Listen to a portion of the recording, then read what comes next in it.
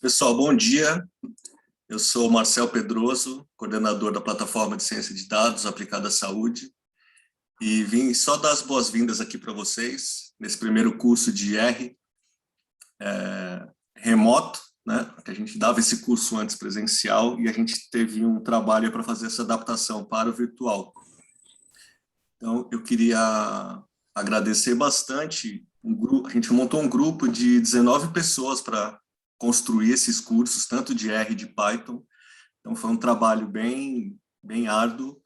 E eu queria destacar algumas pessoas, né, que fazem parte desse grupo e quero já agradecê-las aqui, que são da nossa equipe de cientistas de dados. Queria agradecer aqui o Balta, Guto, a Carmen, que vai participar aqui com vocês hoje, junto com o professor Rafael, o Gabriel, o Matheus, Igor, Jefferson, Leandro, o Milovski, a Raquel, a Rebeca, que vocês já conhecem bastante, o Sérgio e o Vinícius. Todas essas pessoas participaram ativamente da construção desse grupo e para a montagem das atividades de hoje. A gente fez turmas simuladas, fez alunos legais, alunos pentelhos, alunos que sabiam muito, alunos que sabiam pouco. Então, a gente simulou assim, vários cenários para que a gente conseguisse dar conta de um curso que tivesse um conteúdo robusto, mas também uma parte prática bastante forte. E isso não é muito fácil fazer à distância, né? Então, a gente teve que treinar bastante. Eu espero que vocês gostem. Tá? E também já queria dizer que eu vi aqui o desempenho de vocês lá no DataCamp e tem um pessoal usando bastante lá. Espero que eu consiga uma nova turma para vocês. Tá bom? Rebeca, um agradecimento especial a você que conduziu esse processo. Rafael, parabéns por aula hoje, junto com Carmen. E um abraço aí a todos os Grantees e todos os convidados da PCDAS. Bom curso para vocês. Obrigada. Obrigado, Marcelo. Obrigada, Marcelo. Apresentando a equipe que está aqui em sala, temos a Rebeca, a Carmen também, o Gabriel, o Matheus, esses são o pessoal da equipe aqui da plataforma. E quem vocês estão vendo aqui, que não é da plataforma diretamente, são pessoas ligadas a projetos da plataforma, são ligados a parceiros da plataforma. Não sei se vocês todos se conhecem, talvez conheçam os grupos. Talvez, se der tempo no final da aula, a gente pode fazer uma rodada de apresentação. Não tenho certeza se vai dar tempo, aí a gente joga isso mais para o final. Então, eu vou conduzir a aula de hoje com a ajuda da Carmen e também da Rebeca, mas o pessoal que está aqui online. E a gente vai fazer esses módulos dessas aulas meio que alternado. Algumas aulas vai ser eu que vou dar, outras vai ser a Rebeca. A gente tem 2 turmas também. Então, se porventura vocês não conseguirem acompanhar ao vivo alguma dessas aulas, tem a possibilidade de vocês acompanharem na outra, ou ver a gravação. Aí entra em contato com a gente e aí a gente combina um modo de garantir que vocês tenham acesso, pelo menos, à aula, seja ao vivo ou gravado no momento. Esse curso de R, como o Marcel falou, a gente costumava dele ao vivo, no laboratório, que era bem mais fácil a prática, porque a gente fica ali na frente com o data show, vocês no computador, se dá algum problema, a gente vai até vocês, olha o que está acontecendo, volta lá para frente. Uma dinâmica mais simples. Aqui, online, tem essa dificuldade de compartilhar a tela. Eu vou compartilhar a tela, fazer algumas coisas, aí vocês vão ter que abrir o Zoom, olhar o que eu estou fazendo, minimizar o Zoom, ver a tela de vocês, tentar fazer igual. Então, a gente vai tentar fazer isso de uma forma com calma, para ver se dá certo, senão a gente muda um pouco a dinâmica. Então, eu vou precisar bastante da recepção de vocês. Vocês, por favor, falem se tem alguma dúvida, se está dando algum problema, se está indo rápido demais ou devagar demais. Se vocês tiverem as dúvidas que vocês tiverem, podem colocar aqui no bate-papo ou usar o recurso aqui de reações e levantar a mão. Daí as dúvidas mais rápidas, o pessoal vai tentar responder pelo chat, a Carmen, mais o pessoal. as dúvidas maiores, que não dê para responder pelo chat, a gente tenta responder no final do módulo. A gente vai, hoje, na aula de hoje, serão 3 módulos. No final de cada módulo, a gente tenta responder as dúvidas maiores, as questões maiores. E o que não couber aqui na aula, não der tempo, ocorrer durante a semana, durante uma aula e outra, vocês podem postar as dúvidas também no Google Classroom. A gente criou uma sala para essa turma, e essas dúvidas podem ser postadas lá também, para a gente responder durante a semana.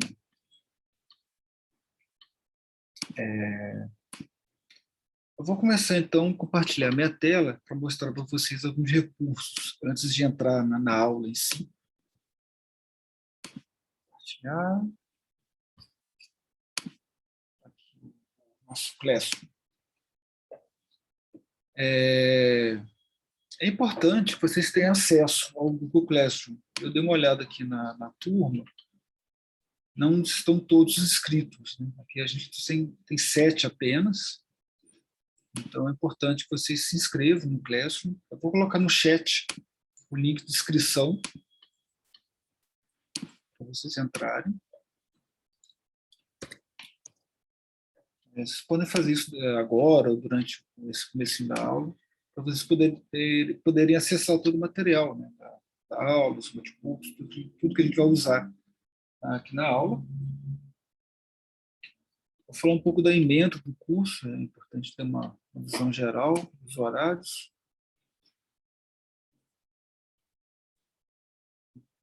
Tá.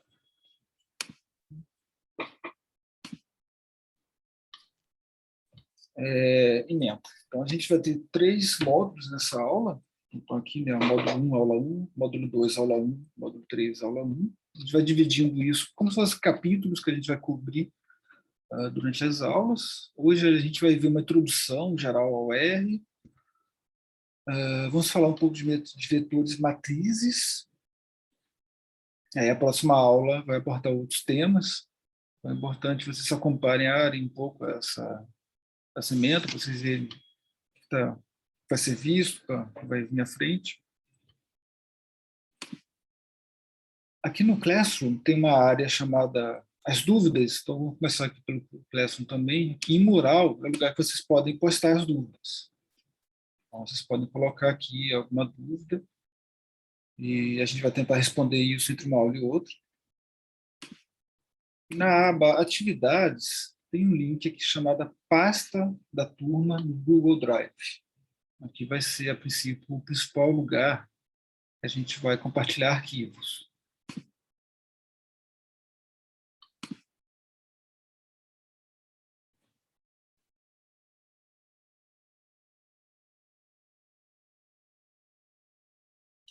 E aqui dentro a gente tem, né, novamente as emendas, os arquivos que a gente vai usar, por exemplo, na aula de hoje. Eu estou vendo aqui no chat dúvidas sobre acesso ao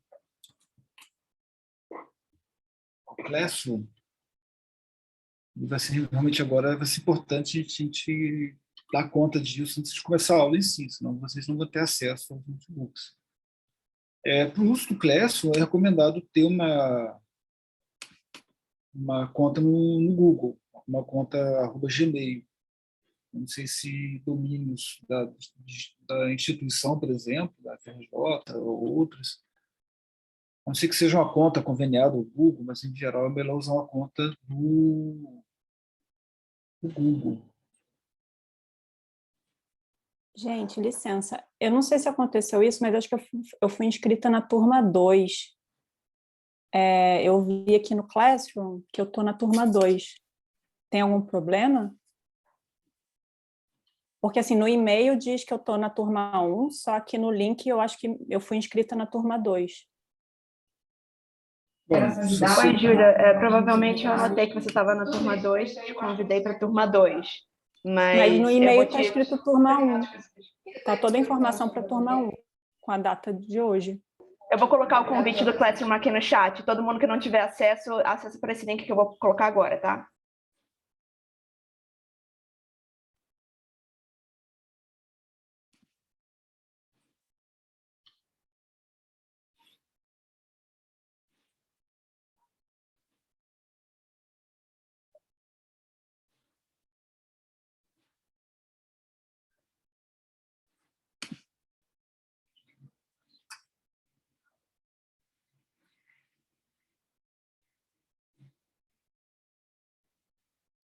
Gente, desculpa, está dando conta incorreta. Poderia só conferir se eu estou como aluna, porque pode ser que seja simples assim. Talvez eu não esteja alocada nessa turma.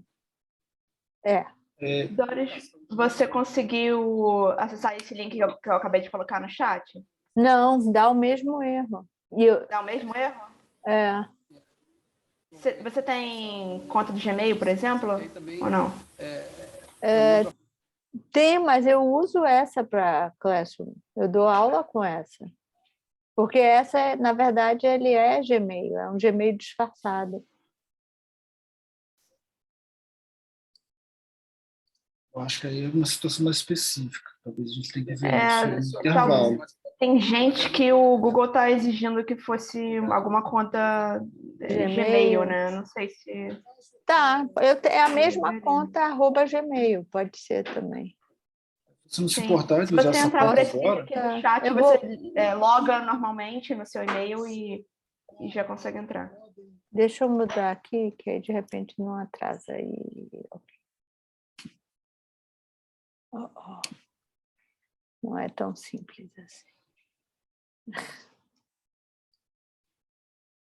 Beleza, conseguiu, né, Júlia? estamos com 10 alunos. Entrei no... Foi? Valeu. Foi. Pronto, fechar o microfone aqui. Está com 18 participantes, temos 11 agora, mas estou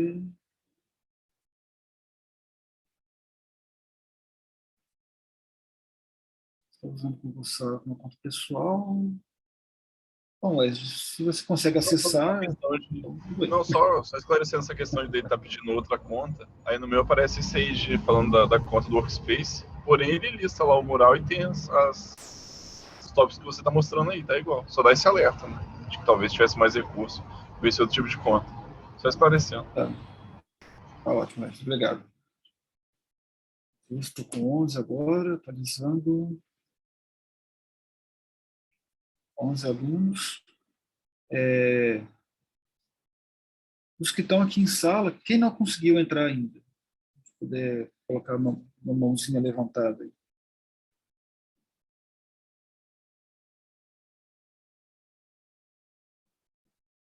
Todos conseguiram, então? Então, tá bom.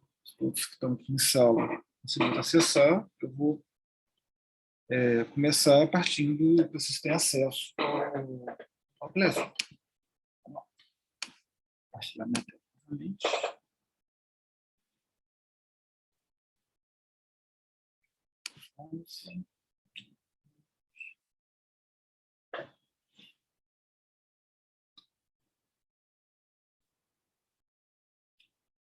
Aí, como eu dizia, o material da aula a gente colocou aqui nessa aba atividades e dentro vocês devem estar vendo esse link, né? Pasta da turma do Google Drive. A gente vai ter as emendas, os arquivos de cada aula. E aqui em aula 1 a gente vai ter os materiais da aula de hoje.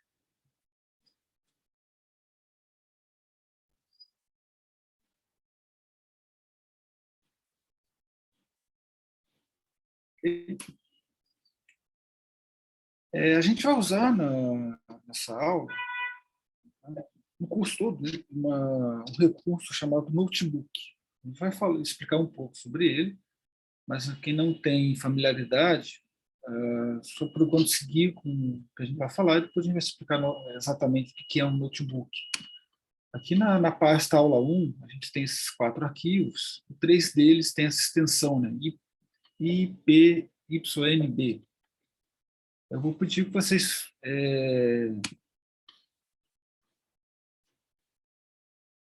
Opa, o Edson está falando que está vendo isso aqui vazio. A Júlia também. Tá, vou ter que fazer uma adaptação aqui para todos conseguirem ver. Seguinte. Vou aqui compartilhar essa pasta inteira.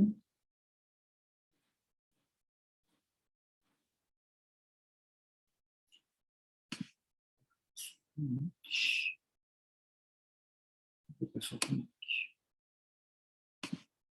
colocar aqui no chat, então, o link para essa pasta.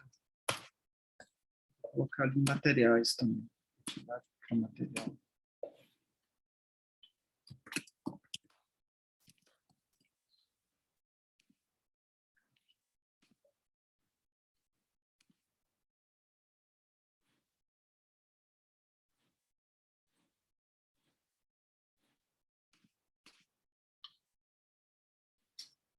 Aqui em atividades, eu coloquei aqui um material, chamado material das aulas. Tem um link para o Google Drive. A princípio, vocês todos devem estar conseguindo ver esses arquivos.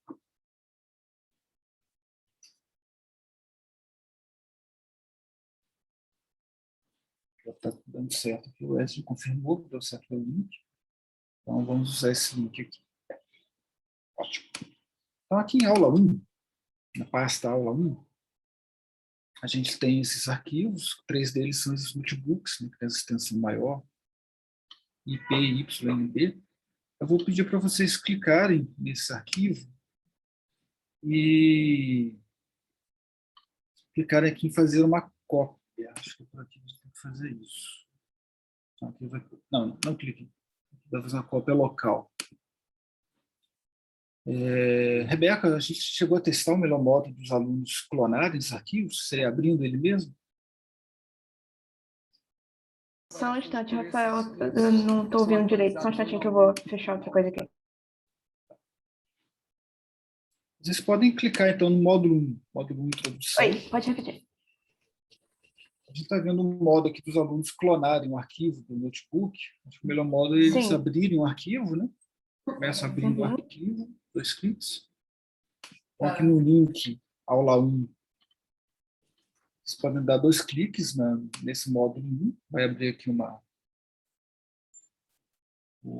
módulo.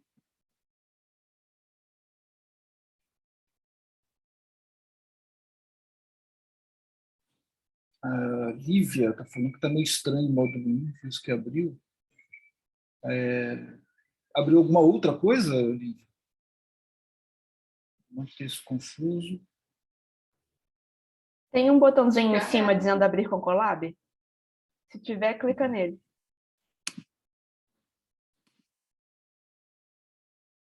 Talvez assim, botão direito, abrir com Google Colaboratório.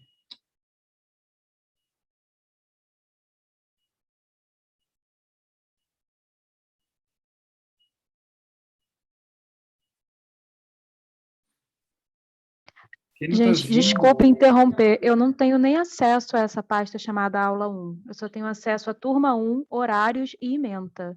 Não sei se alguma coisa errada. Talvez tenha que compartilhar a aula 1, o link da aula 1, talvez esteja com uma permissão diferente.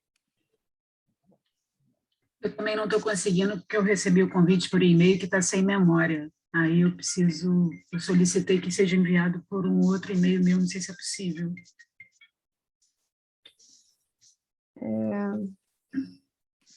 Eu tentei compartilhar do meu mesmo, mas aí não está aparecendo. Tá, você consegue entrar... Vou botar aqui qual é o e-mail, o outro, se puder. Sim. Que eu tentei compartilhar comigo mesmo, não funcionou.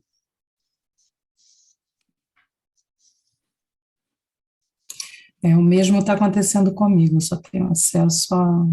não tenho aula 1.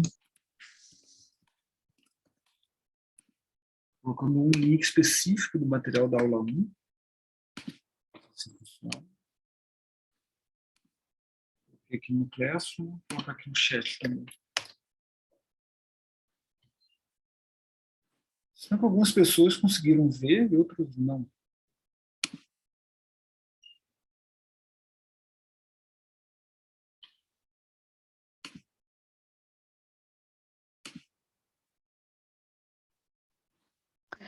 Pronto, agora eu consegui acesso. Foi para o mural. Mural. Ótimo.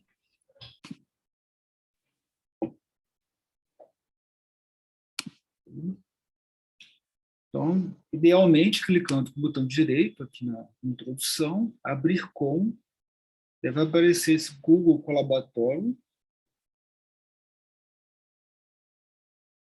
mas eu já está sinalizando que não tem essa opção de abrir com ele. Um outro modo aqui, deixa eu abrir esse negócio. Vou abrir o Colaboratório primeiro. Vou testar aqui, dando certo, eu falo para vocês como fazer, tá, gente? Um instante, por favor.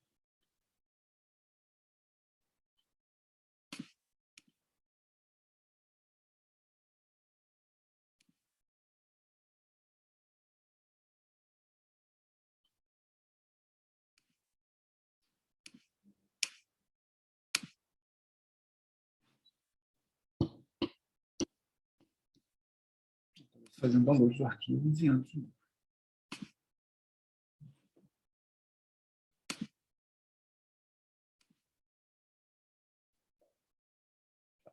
Vou fazer uma solução, a princípio, é a prova de falhas. Vamos testar aqui.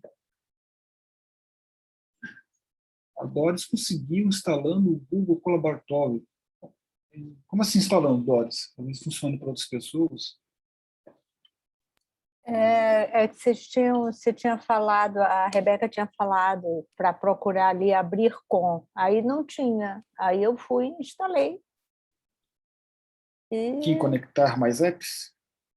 como foi que eu instalei agora? Que deu sorte. Mais aplicativos, aí eu busquei ele, instalei e daí deu certo. Aí bota aí, colaboratório. Eu acho que só o colaboratório. Sem o Google. Aí, isso aí. Então, vamos tentar seguir esse caminho, então. Muito obrigado, Todes. Clique com... Quem não conseguiu abrir direto, clica com o botão direito em cima do módulo, abrir com. Se vocês não virem esse Google Colaboratório, cliquem aqui embaixo, conectar mais apps. Botão direito no módulo, abrir com, depois em conectar mais apps.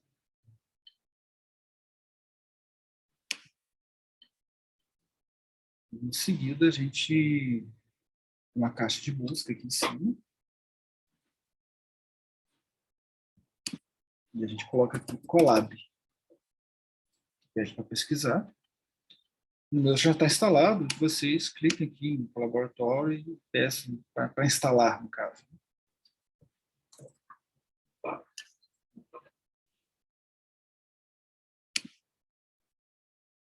Clique aqui em instalar, no caso de vocês. Depois de instalado, a princípio, dando 2 cliques aqui no arquivo, vocês devem conseguir abrir no Google Colaboratório, o Colab.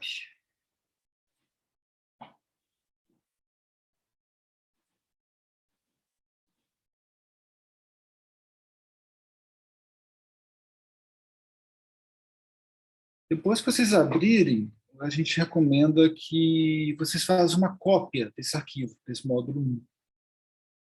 O ideal seria vocês virem aqui em File, Save a Copy in Drive. Depois que abrirem o notebook, a gente vai aqui em File, Save a Copy in Drive. Com isso daqui, vocês vão criar uma cópia desse arquivo no Google Drive de vocês. Então, vocês vão ter uma cópia do arquivo em cima com vocês. E aí vocês podem modificar, fazer outras anotações. Porque vocês, a princípio, não vão conseguir fazer alterações nesse notebook que eu vou estar mostrando. Isso daqui é como se fosse o arquivo. A imagem, né, a matriz, né, do disco, e vocês vão usando aqui uma cópia dessa matriz para vocês poderem fazer alterações, mudar alguma coisa, testar. Aí essa cópia fica no Google Drive de vocês. Então, por favor, venham aqui em File e depois em Save a Copy in Drive, para fazer essa cópia no Google Drive de vocês. Ok?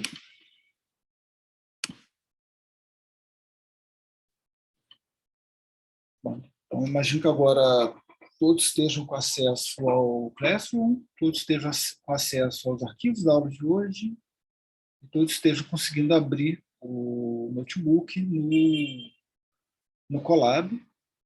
Então, vou começar a falar do R em si agora. Se alguém tiver alguma dificuldade, alguma coisa, coloca no chat, o pessoal vai tentar ajudar. E vamos continuar. Bom, Se alguém ainda não estiver acessando alguma coisa, coloca aqui no chat que eu e Carmen, a gente ajuda vocês. então, nesse módulo de introdução, a gente vai seguir esse sumário aqui, né, instalando R, usando, falando de alguns operadores, funções, objetos, um exercício no final, para a gente fazer junto. A gente pode falar sobre o R, que o R é uma linguagem de programação que é voltada principalmente para análises estatísticas. Isso aqui é importante, né? Uma linguagem de programação dedicada a análises estatísticas. Que é mantida hoje pela essa R, Foundation for Statistical Computing. Ele se originou de uma outra linguagem chamada S na época, e seu início começou lá em 92. Então, é uma linguagem que, apesar de ser antiga, ela continua sendo desenvolvida e melhorada, então ela não está desatualizada. São poucas linguagens que têm tanto tempo de uso, né, que foi criada há tanto tempo atrás, e sobreviveram, né, e continuam sendo usadas até hoje, sendo melhoradas. Pode citar aí o C, por exemplo, e a R, a linguagem R, uma delas.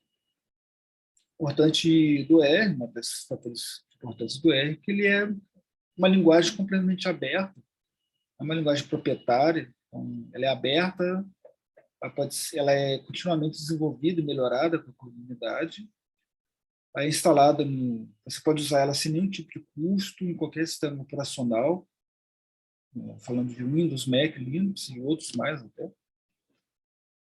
E um recurso muito importante do R é que o R, a linguagem R vem pronta com algumas análises estatísticas e ela é muito expandida com os pacotes. A gente vai falar também mais para frente o que são esses pacotes, que também são gratuitos. Eu nunca vi um pacote do R que seja pago. Então, a gente tem um conjunto de funções básicas que o R faz saindo de fábrica, e várias outras coisas são adicionadas ao R, como se fossem plugins, através desses pacotes. Isso deixa a quantidade de coisas que o R consegue fazer quase que limitada. Porque se ele não faz ainda hoje, eu consigo fazer um pacote que permite ele fazer essa coisa que ele não fazia antes. Então, isso contribui para que o R ganhe espaço na área acadêmica, por exemplo. Hoje é relativamente comum alguém fazer algum avanço teórico, por exemplo, inventar uma regressão nova, inventar um estimador novo, um método novo, e a pessoa publica um paper, né, um artigo falando desse método novo, e junto com esse paper ele também publica um pacote no R. Então ele oficializa, né, a criação desse método com um artigo acadêmico e possibilita que as pessoas usem na prática esse método com um pacote no R. Isso tem se tornado bem comum fazer isso. Então acaba que a gente tem coisas muito atuais, assim, coisas que estão sendo inventadas agora, e o R já permite você executar isso, usar esse método novo, o que nos softwares comerciais, softwares pagos, de estatística, não é tão rápido. Para o Stata, para o SPSS, outros softwares incorporarem um módulo novo, uma caixinha nova ali dentro, demora alguns anos, muita pressão, né, dos usuários para ganhar uma funcionalidade. Já com R, isso é uma coisa bem orgânica. É só alguém quer fazer esse pacote e outras pessoas já podem usar. Tem várias formas de você instalar o R no computador de vocês. Então, uma cópia do R pode ser obtida aqui nesse site, no CRAN. Aí tem que atentar sempre para o sistema operacional antes de efetuar o download, né? Se é o Linux, se é Mac, se é o Windows, aí lá no site do CRAN Isso é bem fácil de seguir ali dentro. Isso para vocês instalarem no computador de vocês, fisicamente no computador de vocês. É uma forma de usar o R. Eu falo que é uma forma porque existem, na verdade, várias formas da gente programar e usar o R. A forma que hoje é mais tradicional, ou mais geral, mais ampla, é você usar uma IDE, uma interface de desenvolvimento integrado. E a mais comum delas é a RStudio. Então, a IDE mais famosa hoje para o R, que é onde você instala localmente, é o caso que você instala no computador a linguagem e você desenvolve o código dessa linguagem nesse programa. Então, você precisa primeiro instalar o R aqui no CRAN, através do CRAN, depois acessar esse link aqui e baixar o RStudio. Então, é uma forma de você usar o R no computador de vocês. Outra forma, que também foi criada, está sendo muito utilizada, são esses chamados notebooks. O que a gente está vendo agora em tela, inclusive, é um notebook. Tradicionalmente, a gente criava código em R através de script, que é simplesmente um arquivo texto cheio de comando ali dentro. Ele não tem nada de especial, é só um arquivo de texto com os comandos. Ele tem algumas limitações, porque a gente não consegue colocar ali dentro nada além de texto. E um texto bem simples, não dá para nem colocar um negrito no texto. É um bloco de texto mais simples possível, né? E, com o tempo, as linguagens de programação, o R, inclusive, foi criando suporte para criar esses chamados notebooks, que é uma espécie de bloco de notas, mas um bloco de notas com muitos mais recursos que um texto simples. Então, vocês podem ver, isso aqui é um notebook, um bloco, um notebook onde a gente tem imagem, tem capítulo, introdução, negrito, link. E no meio desse negócio todo aqui de texto, vai ter essas áreas em cinza, que são códigos do R. Então, a gente separa o notebook em áreas que são texto e áreas de código. Essas áreas de código também são chamadas de chunk de pedaço. Então, o notebook é uma forma bem interessante de você dar aula, por exemplo, por isso que a gente usa o notebook. Você consegue incorporar bastante texto, imagem, explicação, vídeo, no mesmo lugar que está o código. Então, você consegue mesclar, né, texto, conteúdo interativo, vídeo e o código em si, de programação. Então, ele tem uma aplicação muito boa para didática, né? E outra atrativo para os notebooks é essa onda, né, da ciência reprodutiva, que é você criar um bloco, né, uma explicação de código que, do começo ao fim, você consegue mostrar para uma pessoa o que você está fazendo. Fazer isso com um script,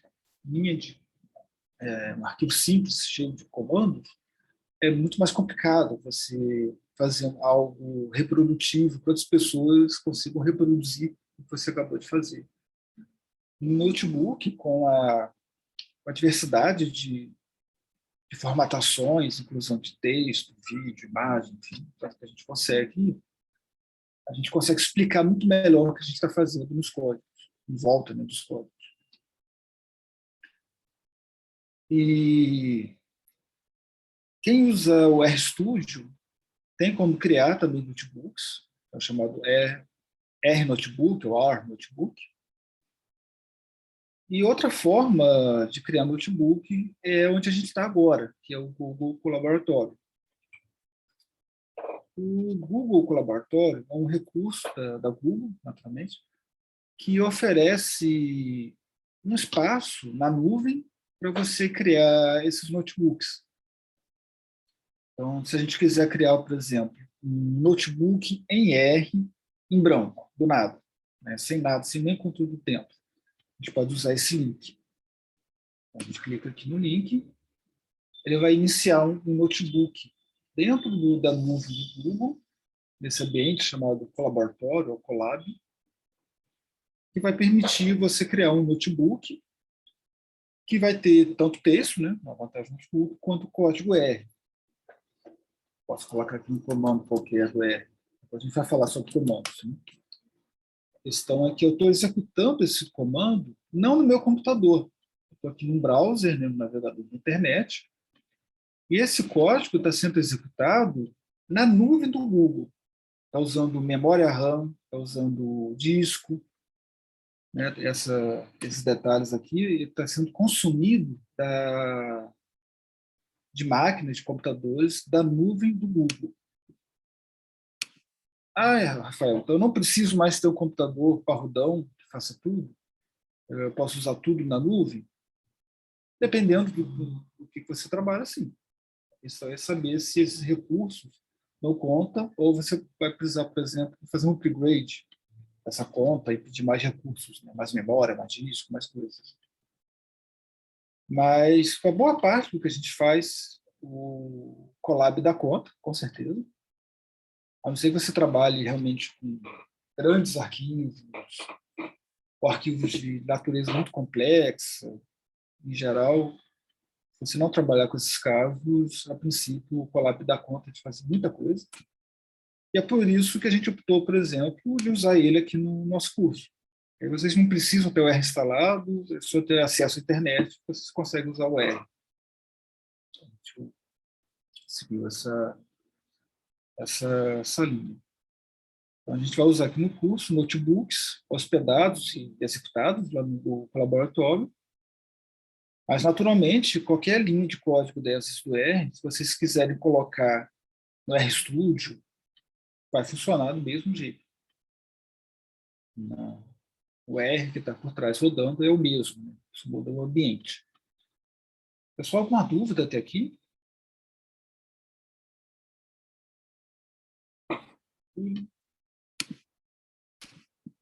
Ou seja, aqui na outra tela. Okay.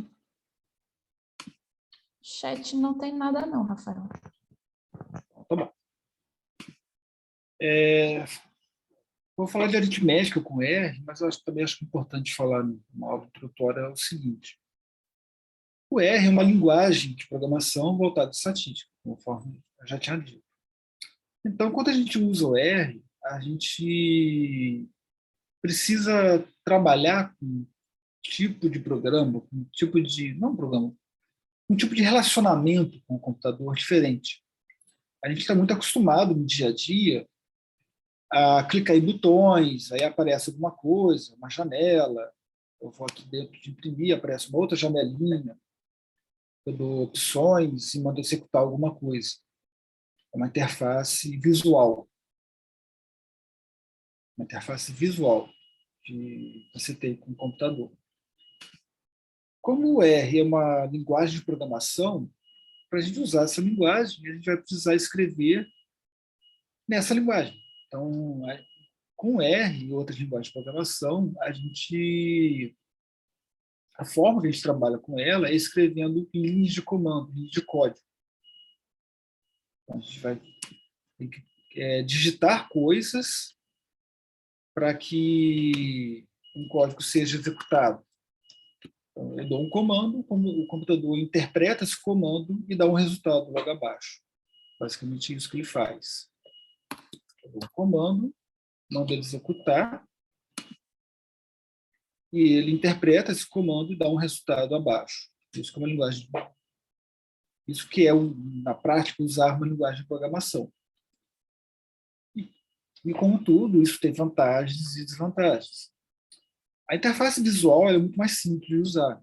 As coisas estão escritas, você vai navegando nessa interface, abrindo menus, igual a gente faz no SPSS, no Stata, no SAIS para algumas coisas, enfim. Você tem interfaces visuais que te levam a algum lugar.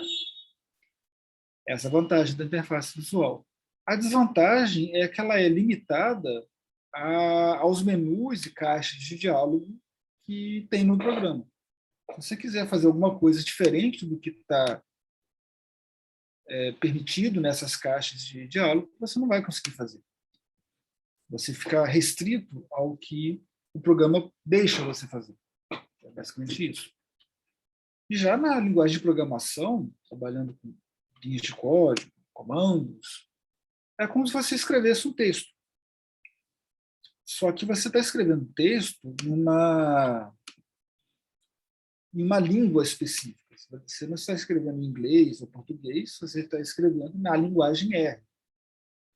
E com essa sintaxe, com a gramática da linguagem R, você consegue fazer o que você quiser, basicamente isso. Você consegue fazer qualquer coisa que a linguagem permita, pelo menos.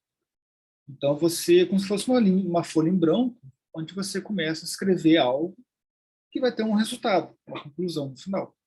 Essa é uma vantagem da linha de comando.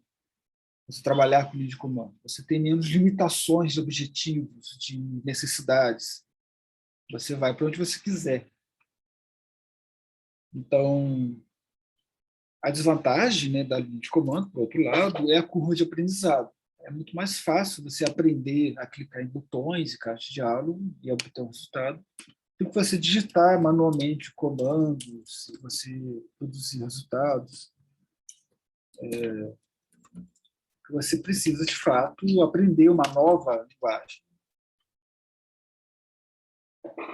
Isso equivale a aprender palavras novas. Essas funções, a gente poderia filosofar, né, como se fossem palavras que você está aprendendo no vocabulário. E como em português, inglês, alemão, francês, é impossível você saber todas as palavras desse idioma, também é impossível você saber todos os comandos de uma linguagem de programação.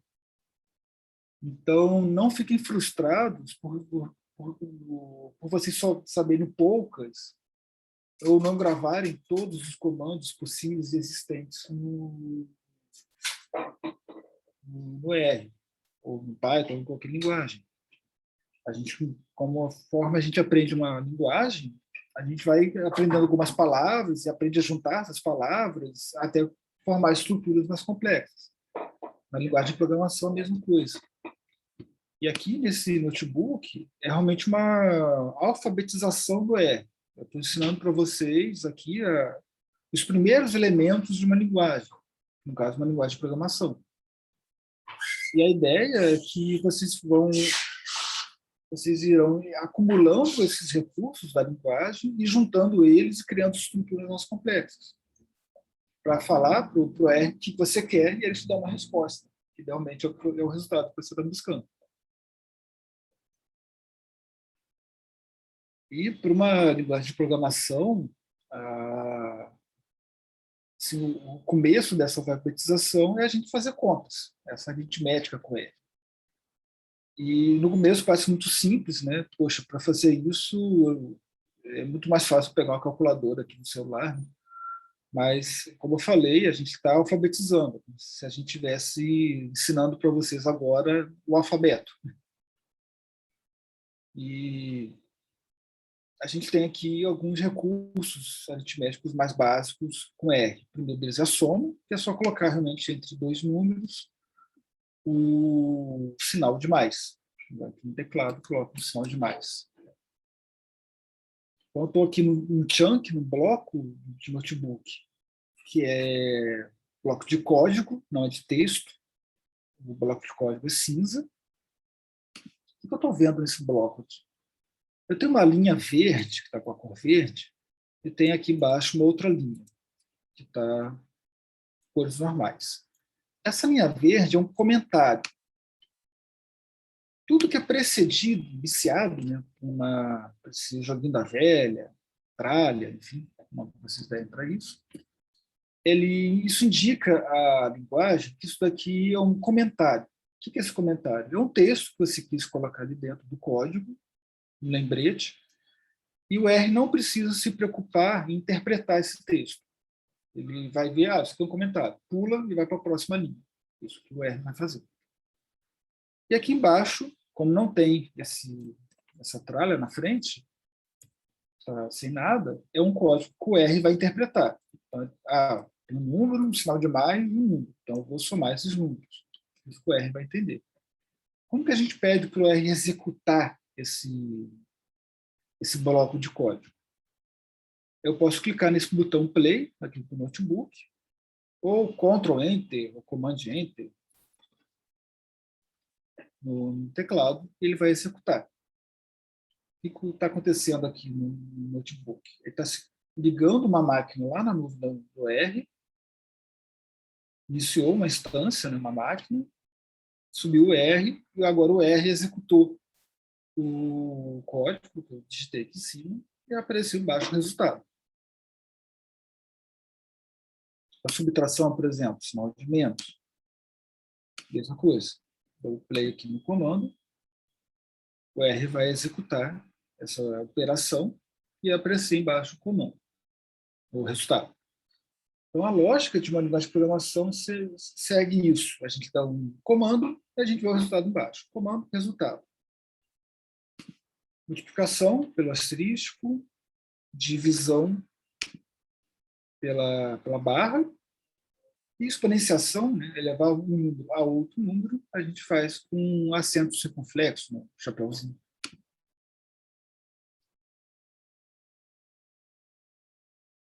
Notem que, após executar os notebooks, ou os códigos, né, aparece ao lado uns números. 1, 2, 3, 4, 5.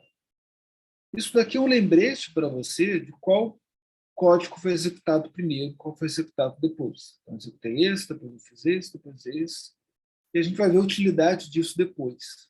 Mas, por enquanto, o que significa isso é só a ordem que esses blocos de código foram executados.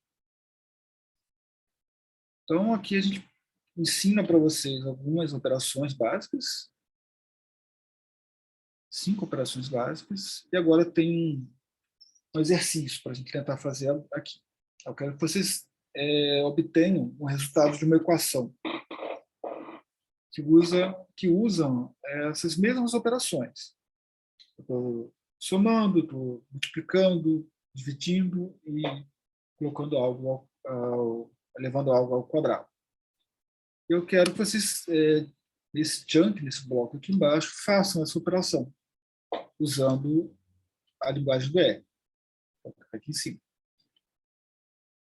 São 10h55, vou dar um minutinho. É 10h57. Pelo menos. 10h57. Tentem fazer isso, se tiver alguma dúvida, coloque aqui no chat. Quem já conseguiu fazer, pode colocar aqui no bate-papo. Marcel, pode falar. Rafael, é bacana você falar para o pessoal, quando você abriu aquela máquina virtual ali em cima, mostrar que é uma máquina razoável até que o pessoal tem à disposição. Isso é muito interessante, porque você não precisa instalar, ter esse poder computacional na sua máquina. Você usa a infraestrutura do Google com a segurança Google. Se você clicar ali do lado, Rafael, você vai ver quanto tem de RAM e de disco nessa máquina. Mais para cima ali, ó. O botãozinho.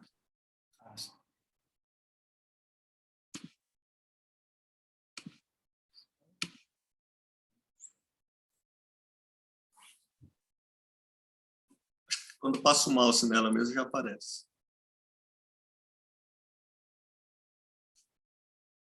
Sim. Então, o Google está oferecendo para a gente, né, gratuitamente, uma máquina que tem 12 GB de RAM e 107 GB de espaço em disco. É difícil ter um computador, né? É difícil a gente ter um computador pessoal, notebook físico, laptop, que tenha 12 GB de RAM, por exemplo. Então, geralmente a gente tem aí 8, alguns 16. Geralmente é de 4 a 8, né? Computador pessoal. A gente consegue fazer coisas bem pesadas, né, usando o notebook. Como o Marcel disse, com toda a infraestrutura do Google, segurança. Então, é um recurso bem legal. Assim. Pensem assim, será que eu preciso melhorar o meu notebook ou eu posso usar a nuvem da Preciedade, a nuvem do Google? Isso tem sido cada vez mais um dilema, né, nos projetos, nas empresas. Vamos ver como a gente pode resolver esses exercícios. Para resolver ele, uma questão bem importante é que a gente vai precisar usar parênteses para desenvolver esse comando. Então, eu tenho que interpretar essa forma e colocar isso como parênteses. E os operadores que a gente colocou aqui em cima. Eu começaria resolvendo isso assim. Vou começar pela operação que está mais aqui dentro da equação, seria 2 mais 3. E aí eu estou multiplicando esse cara por 5. Então, eu tenho que colocar vezes, que é esse carinho que eu aprendi aqui em cima, sinal de multiplicação. Vezes 5. Aí esse negócio todo eu vou dividir por 10. Eu estou dividindo isso aqui tudo por 10. E o resultado dessa divisão eu vou elevar ao quadrado. Eu coloco aqui esse outro símbolo que a gente aprendeu e coloco ao quadrado. A princípio, isso daqui deve dar o resultado que eu esperava aqui embaixo, 12,89. Isso. Está chegando ao resultado esperado. Se alguém não conseguiu, pode levantar a mão, tá, gente? O Marcel está sendo agora. Obrigado, Marcel, pela banca.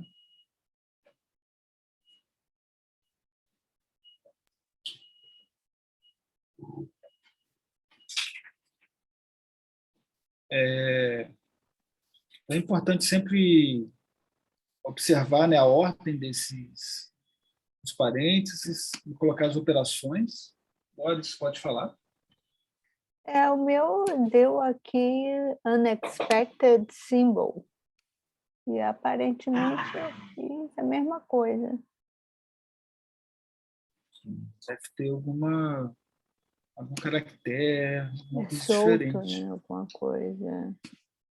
Eu vou colocar no chat exatamente o que eu coloquei aqui, para que vocês podem comparar. Tá. E compara, né, com o que você fez para tentar achar onde está o erro. E aproveitando a deixa que a Doris colocou, a Doris se defrontou agora com um erro. Vamos supor aqui que ela tenha colocado alguma outra coisa aqui. Ela pediu para o computador rodar e deu um erro. Gente, quando a gente trabalha com linguagem de programação, como é muito comum a gente fazer coisas que vão dar um erro. Então, não se assustem com as cores vermelhas, erro, isso piscando na tela. É normal as coisas darem erro. Na verdade, é muito difícil, na verdade, a gente acertar alguma coisa de primeira. A gente digitar um código, principalmente um código muito extenso, cheio de comandos e recursos, e aí eu mando Enter e foi de primeira. É comum dar erro. Então, boa parte do tempo que a gente trabalha programando é tentando corrigir os erros. A gente faz um código, executa, deu erro. Onde será que está o erro? E a gente começa a trabalhar com a linguagem desse modo. O que será? Qual é o meu erro da linguagem que eu estou fazendo aqui dentro? Será que é como se fosse colocando uma equivalência com uma linguagem falada, né? Em português, é como se eu estivesse cometendo algum erro de escrita. Eu não coloquei um verbo correto, não coloquei um plural, enfim. Aí é o problema que a linguagem de programação ela é bem restrita com isso, né? Ela exige que você fale corretamente a linguagem. Ela não dá margem para você falar errado, conforme a linguagem que a gente fala possibilita. Então, é normal a gente se deparar com erro, e a gente tem que ler essa mensagem com calma e tentar entender. Né? Por exemplo, no caso, em vez de 2, eu coloquei o P. A gente tem teclado P. Ele está falando, o objeto P não existe. Mesmo que eu não saiba ainda o que é um P, o que é um objeto, na verdade, bom, tem alguma coisa relacionada com P que deu problema. Então, eu vou olhar e vou procurar onde está esse P no código. Mas não era para ser P aqui, era para ser 2. Eu vou lá e toco e testo de novo. E é isso, a gente tenta, olha a mensagem de erro, tenta entender o que está sendo dito ali, mesmo que você não entenda tudo, tentem achar, assim, tem a ver com o quê, né? Tentar entender alguma coisa que está falando do erro, e com base nisso modifica o código e tenta novamente. No caso da Doris, parece que foi o chapeuzinho, né? Pode ser alguma coisa na forma de digita. No Mac, por exemplo, a gente digita e tem que dar o espaço depois. Se você não dá o espaço, ele fica esse caractere meio diferente ali, pode ser alguma coisa assim. Isso no Mac.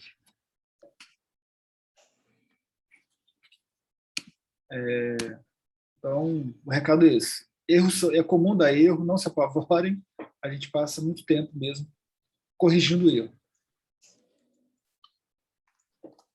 Enriquecendo agora o conhecimento dessa linguagem, vocês vão falar de operadores lógicos. Vai ser uma coisa muito difícil, mas não é tão difícil. São operadores, são recursos na gramática do R que permitem a gente verificar algumas afirmações de lógica. Por exemplo, 2 é igual a 2, ou 2 é igual a 5. 2 é igual a 2, provavelmente eu vou querer aqui que seja sim, né? Eu espero que o resultado seja sim. 2 é igual a 5? Provavelmente não. Eu espero que seja uma resposta não. A letra A é igual à letra A? Eu espero que sim. Eu espero uma resposta positiva.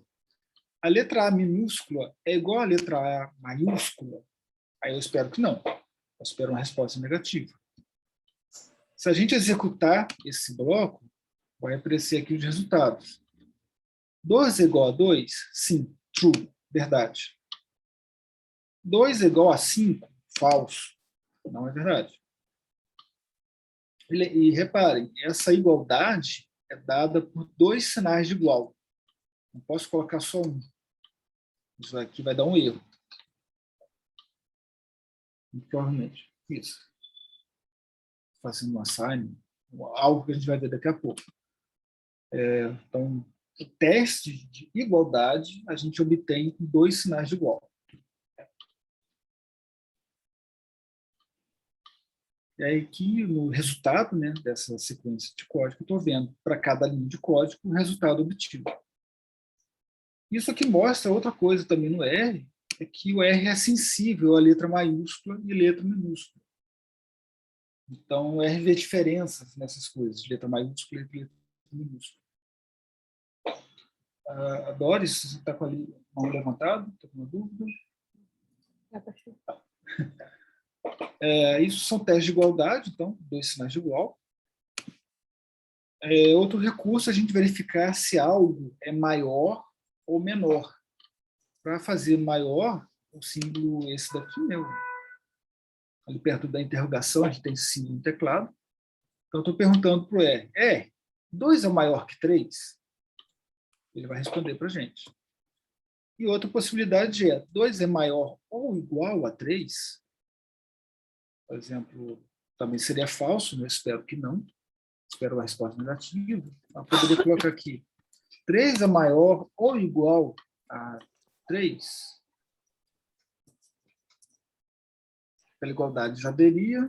Eu poderia colocar 5, por exemplo. 5 é maior ou igual a 3? Também daria positivo.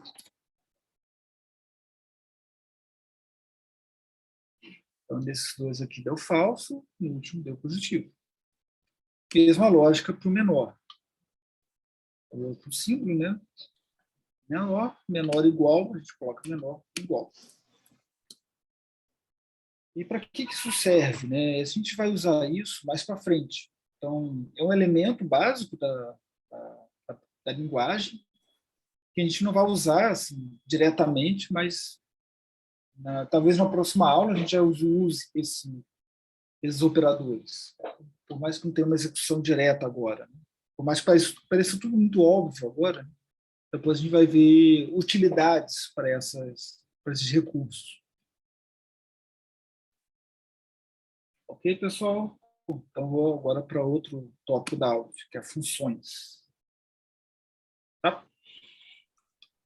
Até agora, no R, a gente usou coisas que a gente basicamente obtém digitando pelo teclado. Né? Assim, eu coloco 2, eu coloco igual, maior, menor. É como se eu estivesse escrevendo um texto. Né? A única diferença maior é essa igualdade, que são 2 iguais.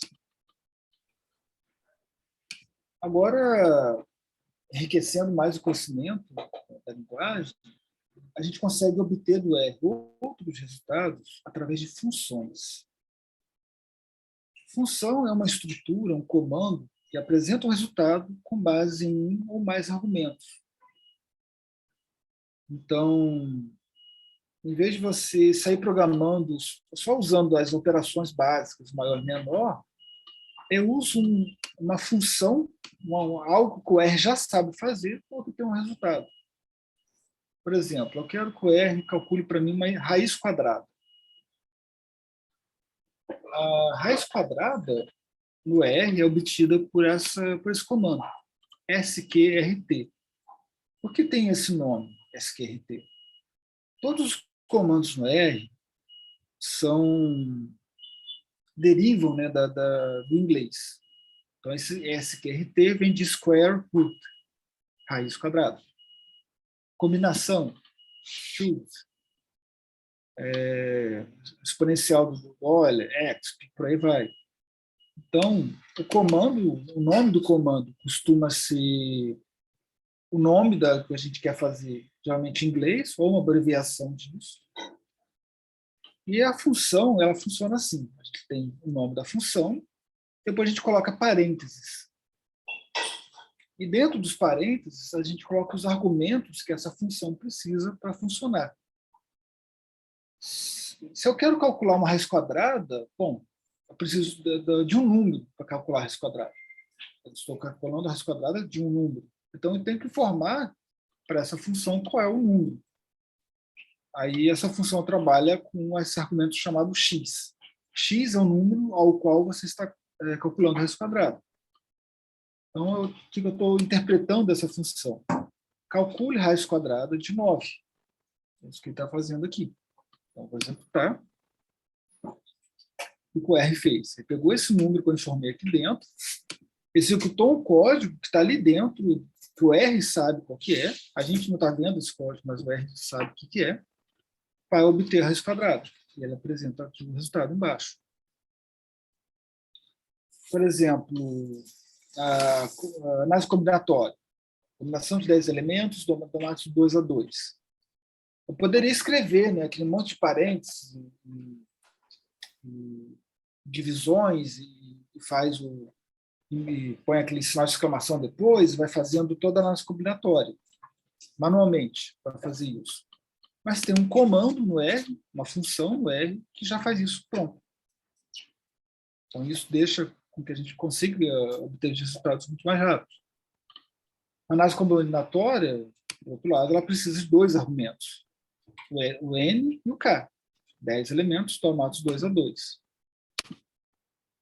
Aí, quando eu mando executar isso no R, ele faz toda aquela equação que a gente sabe, né, de N exclamação, K exclamação, divide, que eu postou, eu não lembro mais de cor, mas aí ele faz aquela equação toda para a gente e já dá o resultado. Mesma coisa para e elevado a algum número ou o logaritmo natural. Então, o importante aqui é lembrar que as funções, em geral, precisam de um argumento, um ou mais argumentos, para apresentar um resultado. E a gente coloca esses argumentos dentro aqui do parênteses. Tem funções que pedem mais de um argumento, aí a gente separa eles por vírgula. 10, vírgula. O outro argumento, K igual a 2. Então, N é 10, vírgula, K igual a 2. E, bom, como que eu vou saber o que essa função pede? Quais argumentos que eu preciso para essa função? Aí é interessante a gente ver o help do R, a ajuda do R. Se eu quiser mais informações sobre uma função, a gente digita isso daqui em código. Interrogação e o nome da função. interrogação, o nome da função. A gente manda executar isso daqui. Vai aparecer aqui ao lado o ajuda desse comando. Vai falar o que é esse comando, para que ele serve. No caso, ele está dentro de um conjunto de comandos relacionados à função beta e gama, que é de onde vem a análise combinatória. Aí vai ter todos os detalhes aqui dentro. Quais são os argumentos que as funções aceitam. Então, choose aceita NK. N é um vetor numérico, K é um inteiro. A gente vai falar disso mais para frente. E aí tem exemplo. Então é legal. Sempre que a gente se depara com um comando que a gente não conhece ainda, um comando novo, a gente vai acessar essa ajuda, para a gente saber mais detalhes sobre o que está sendo feito. Aí depois ele dá esse warning feio aqui. Isso é coisa do Google Colab. A gente pode ignorar ou apagar esse output. 3 pontinhos, output. Então, com base nesses comandos que eu coloquei aqui, essas funções, a gente já pode fazer também algumas coisas. Agora tem um exercício aqui usando um deles, que é calcule a raiz quadrada do logaritmo de 10.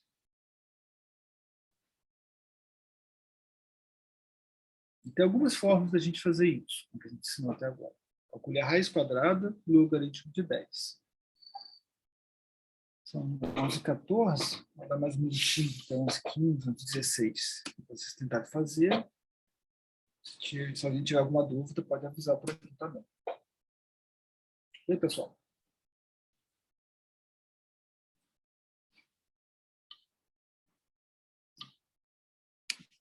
Olhando aqui o que o pessoal está fazendo, vou começar a fazer também. Uma forma de fazer isso é o seguinte. Calcule a raiz quadrada do logaritmo de 10. Então, primeiro eu vou precisar saber qual é o logaritmo de 10, para depois calcular a raiz quadrada. Interpretando aqui o enunciado do exercício. Bom, logaritmo de 10, eu consigo assim. Log de 10. Aí eu vou executar esse carinho aqui. Deu esse número. Aí eu posso colocar outro bloco aqui de código, aqui embaixo, adiciono aqui mais código. E aí eu vou fazer a raiz quadrada, né, desse número.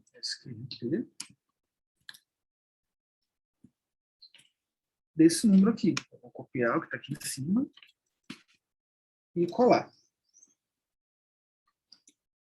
Colei 2 vezes. Essa é a forma mais simples, mais ingênua, né, de fazer isso. Eu pego um comando, vejo o resultado, não deu erro. Por quê? Porque eu não terminei a sintaxe de forma correta. Eu abro um parêntese, tenho que fechar um parêntese. Então, essa é a forma mais simples, né, mais ingênua de fazer isso, que é calculo o log de 10, pego esse resultado e calculo a raiz quadrada. Está errado? Não, está certo. Mas não é a forma, digamos, recomendada. Tem uma característica da linguagem de programação, das linguagens de programação em geral, que é a seguinte: eu posso colocar um comando dentro do outro. O que significa isso? Eu posso pedir a raiz quadrada, primeiro, SQRT, do quê? Do log, do quê? De 10. Que vai dar o mesmo resultado. O que o R está fazendo aqui dentro? Ele primeiro vai executar o comando, a função que está aqui dentro, log. Depois que ele executar esse cara, ele vai pegar o resultado e passar para a raiz quadrada. Ele vai encadeando, né, esses resultados, o que está dentro de quem. Primeiro ele resolve o que está mais interno, depois ele vai saindo e indo para o mais externo, até chegar no último cálculo, no nosso caso, a raiz quadrada. Então, poderia ter outras operações aqui dentro. Por exemplo, outra raiz quadrada, eu posso ir colocando uma coisa dentro da outra. É isso que a gente está fazendo aqui dentro. Então, é um recurso muito, muito útil nas linguagens de programação, sempre lembrando que a gente meio que escreve de trás para frente, nesse caso. Eu quero o log, a raiz quadrada do log. Então, primeiro eu coloco a raiz quadrada, depois o log. A gente não escreve da forma que a gente faria o cálculo manualmente. Se a gente fosse, por exemplo, ensinar alguém a fazer um bolo, primeiro tem que ter a massa, depois eu ponho no forno e asso o bolo. Não tinha a ordem natural. Aí, no R, o que eu vou ter primeiro? Eu vou ter alguma coisa que seja o forno. Dentro do forno, a massa. É uma ideia assim. Então, a gente coloca a ordem invertida, quando a gente coloca uma função dentro da outra. Porque primeiro eu preciso da massa, para depois colocar no forno. Basicamente isso.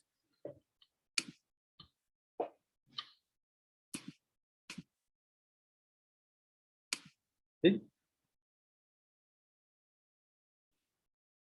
Avançando aqui, outra utilidade, né, que a gente encontra no R é atribuir objetos.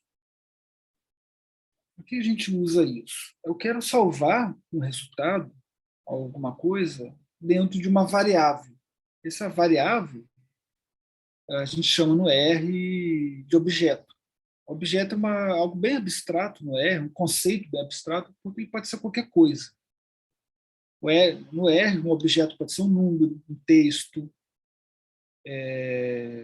um banco de dados, uma função, uma lista, uma matriz, pode ser várias coisas diferentes. Então, o objeto, o nome objeto, é como se fosse o tijolinho mais básico do R. Como que a gente cria um objeto? A gente coloca primeiro o nome que eu quero dar para o objeto. Quero que o meu objeto chame X. Poderia ser XXX, poderia ser Rafael, mas eu quero que se chame X. E eu quero que ele tenha o valor 2. Para ele ter o valor 2, para o X representar 2, eu coloco uma seta. Aí aqui não é algo relacionado a operador lógico, maior, menor, igual. É uma seta, a ideia é essa, é uma seta. Que é aquele sinalzinho maior com traço. Eu estou colocando uma seta. 2 vai para o X. Essa é a lógica que eu estou causando aqui. X passa a ser 2. Se eu peço para o R só imprimir esse objeto, né, eu coloco X e mando executar, bom, agora eu sei que X é 2. Se eu levar esse X ao quadrado, eu somar X com X, ele já sabe que X é 2, então ele vai entender X sendo 2 e interpretar esse código. E se eu mandar... Agora eu não quero mais esse objeto. Aí o que a gente faz? A gente remove ele. RN, remove. Agora o R não sabe mais o que é X. X para ele parece ser algo desconhecido novamente. Então, eu atribuo, faço operações com ele, uso ele no código e posso apagar ele depois, se eu quiser. O objeto pode ter basicamente qualquer nome, lembrando que ele faz distinção entre maiúsculo e minúsculo. Então, letra maiúscula é uma coisa, letra minúscula para ele vai ser outra coisa. Qualquer nome, exceto os que estão listados aqui dentro. São palavras reservadas para isso aqui você não pode usar para criar objetos. As outras coisas você pode. E tem alguns tipos de objetos que são bem básicos no R. A gente vai começar por um aqui, que é uma variável, como a gente fez aqui em cima. X vai significar uma coisa, um valor. Pode ser um número ou um texto. No caso aqui, eu estou colocando o X como texto. X será isso, um texto. E depois eu peço a classe desse objeto. Ou seja, esse objeto, eu pergunto para o R, esse X é de qual classe? Que tipo de objeto é esse? É um objeto tipo texto, caracteres. Isso que eu estou fazendo aqui. Então, o tipo de objeto mais simples é quando o objeto tem um valor só. Pode ser um número ou um texto. Aí eu tenho aqui a classe dele. Por exemplo, vou colocar aqui um outro objeto que será y. Y é 2. Ou log de 10. O que vai acontecer? O R vai calcular o log de 10 e o resultado desse negócio vai ficar como y. E qual que é a classe do y?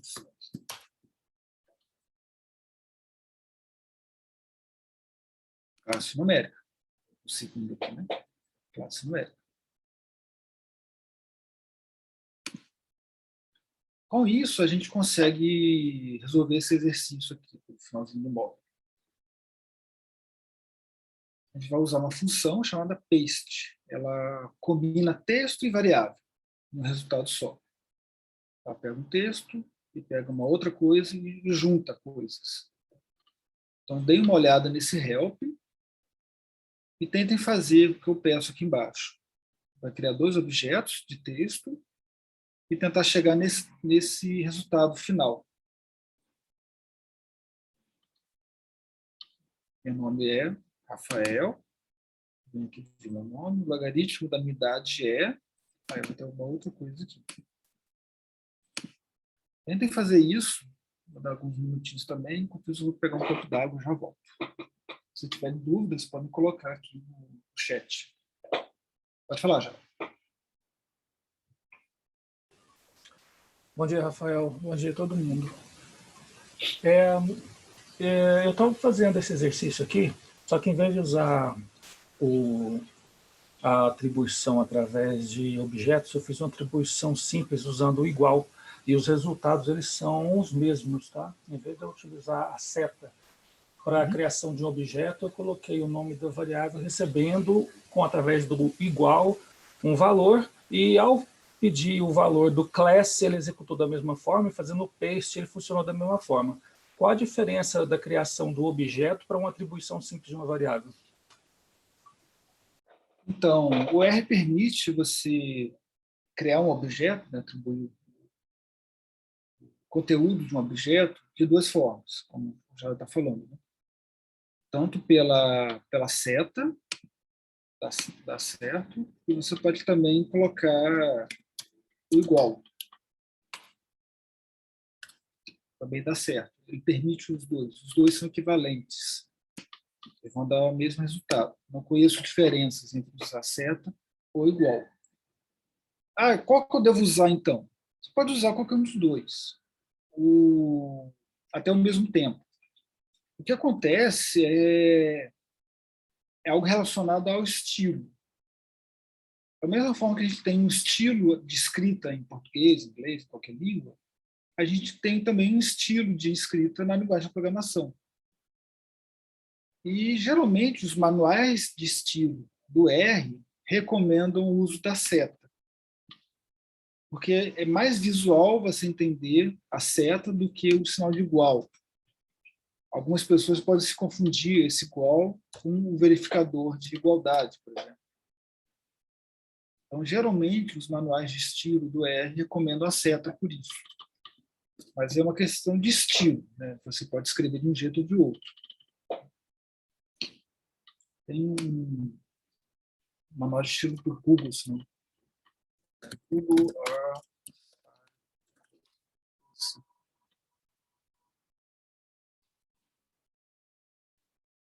Vou botar no chat aqui.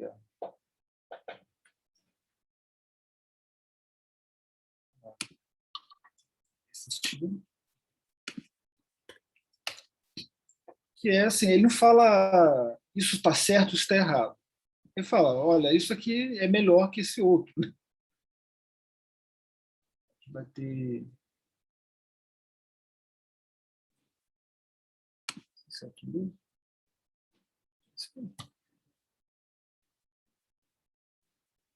Aqui tem algumas coisas, esse que era maior. Né?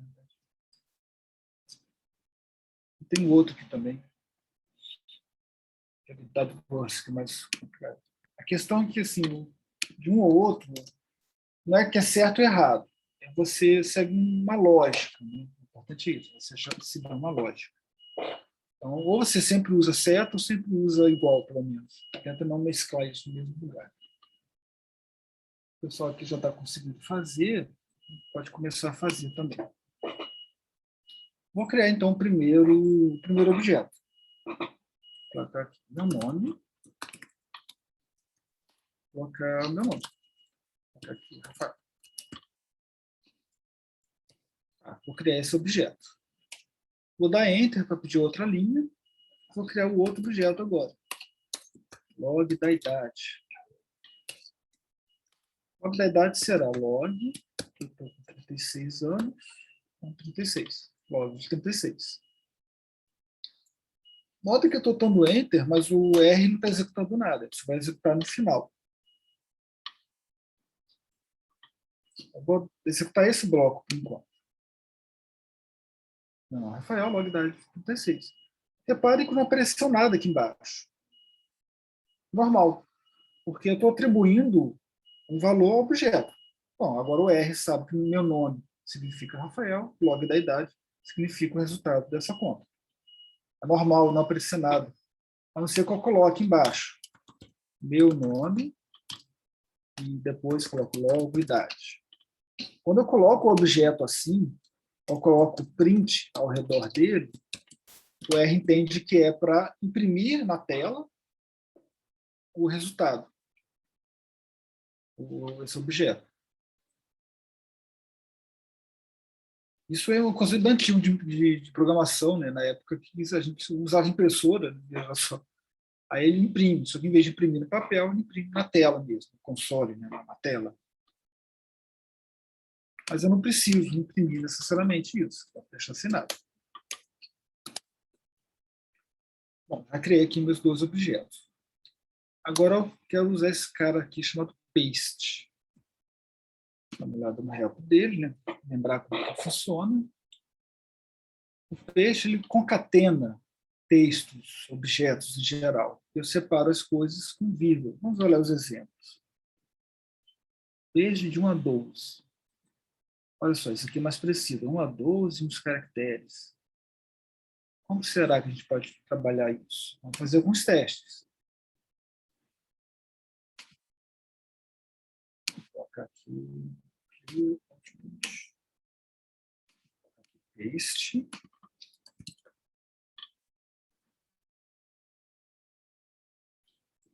Todo comando precisa de parênteses. Vou colocar aqui. O que eu quero escrever? Meu nome é Rafael, o logaritmo de unidade é esse. Então, vou colocar aqui primeiro um texto. Meu nome é. Depois eu vou querer o conteúdo desse objeto. Vou colocar uma vírgula. Meu nome. Depois é um ponto. Vou colocar aqui o restante da frase. Ponto. O logaritmo da minha idade é. Aí eu coloco outra vírgula. Esse é outro objeto. Log idade.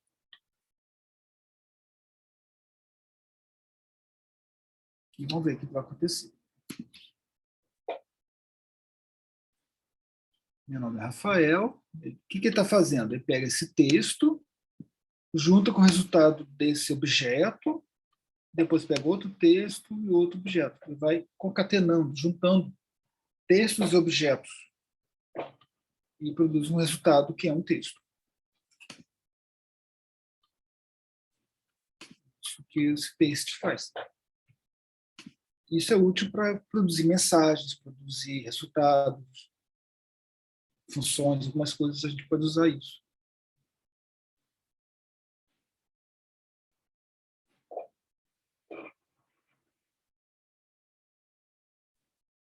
E aí, alguma dúvida, pessoal? Entenderam a lógica desse comando?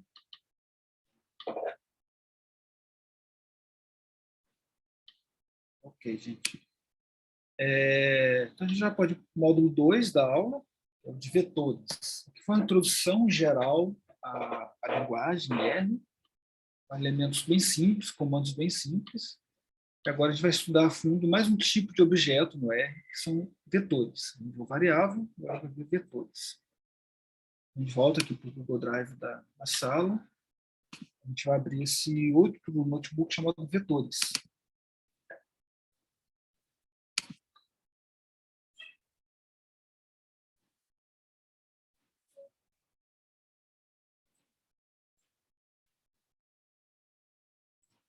Enquanto isso, a Carmen está ensinando para vocês um outro comando no chat, round, que é arredondar.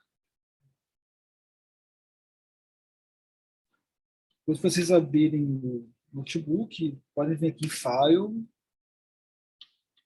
Save a Copy in Drive, para vocês fazerem uma cópia desse arquivo no Google Drive de vocês. Quando vocês abrem, eu vou ali buscar uma água e já volto, tá, gente? Um instantinho.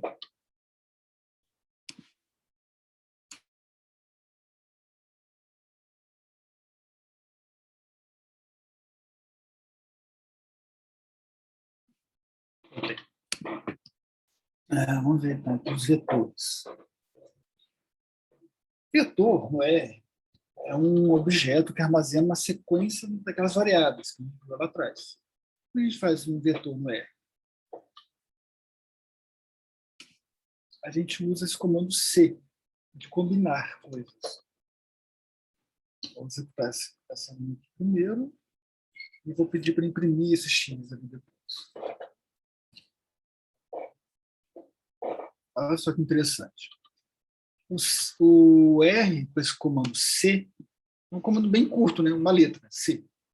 Ele está combinando valores em uma coisa só. Aí X não é mais um valor numérico ou um texto único. Ele é várias coisas ali dentro. X tem vários valores dentro dele. Quando eu tenho vários valores dentro de um objeto, valores, eu tenho um vetor de valores, vetor de números, por exemplo, vetor de texto, isso que o vetor faz. E a gente consegue ele com esse comando chamado C, de combinar, que é diferente daquele print. O paste, quer dizer, ele gera um texto no final. Então, eu não estou combinando esse algo, eu estou só imprimindo ele como um texto. O C, ele está combinando esses valores do jeito que eles vêm. E é importante depois a gente olhar aqui o help dele, e que tem outra característica também importante do R. Veja aqui os valores numéricos que eu coloquei aqui dentro. Eu tenho 6, eu coloquei vírgula, 1,4.1. O que acontece? Vírgula no R serve para separar elementos. Valor 6, depois valor 1, depois um outro valor, que é o 4.1. Ponto no R é sempre esse separador de decimal. Não importa a língua do seu computador, se você mexeu lá no Excel para entender ponto com vírgula, vírgula com ponto, aquela coisa toda. No R, na linguagem de programação R, ponto é sempre um separador de decimal. Então, a gente digita decimais assim no R. E vírgula você separa objetos, variáveis. Então, a gente ficou 6, 1, 4,10, 3, 43 e 5. E se a gente criar um vetor, caso vetor y, com números de texto, ele vai assumir o tipo mais simples, vai ser texto. Se eu coloco números e textos, acaba que ele converte tudo para texto, mesmo sendo essencialmente um número, caso 3 aqui, ou 5.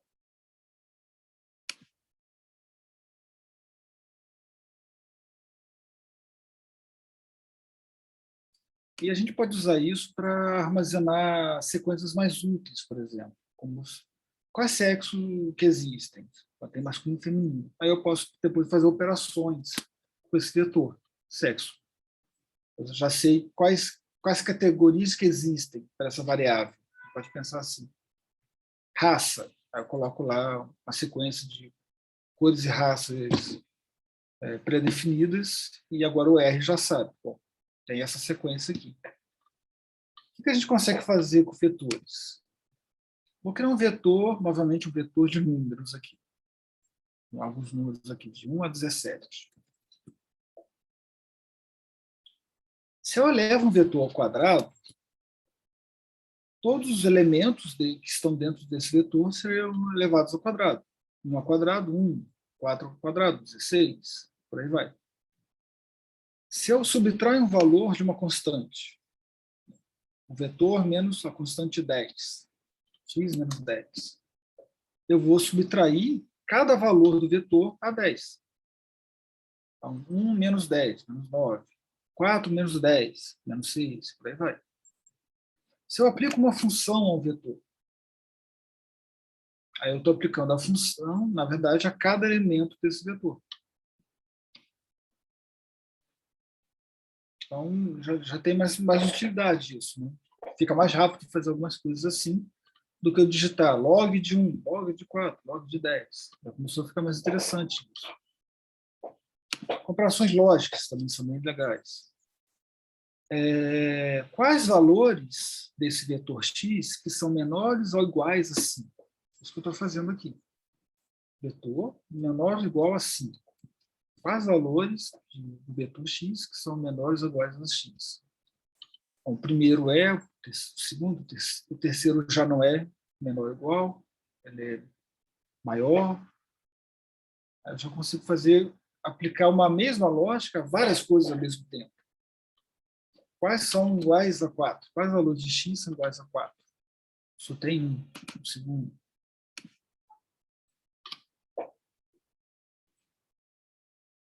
A gente pode até pesquisar, né, se um vetor de valores está contido em outro vetor de valores.